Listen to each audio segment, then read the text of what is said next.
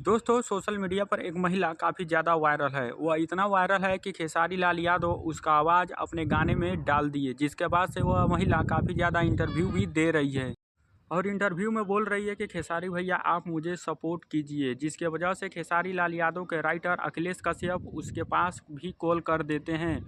और अखिलेश कश्यप जब उस महिला के पास कॉल करते हैं तो वह महिला इतना ज़्यादा रोती है। आप लोग वीडियो में साफ साफ खुद देखिए और कमेंट करके बताइए क्या खेसारी लाल यादव को इस महिला का सपोर्ट करना चाहिए कि नहीं। अरे बाप रे, काहे बोलतनी रउआ के पूरा देश विदेश सुनता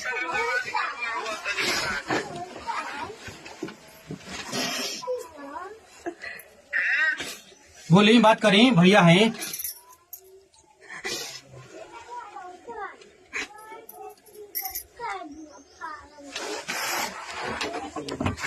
कुछ कहो वही कुछ है, जो समस्या बताएं।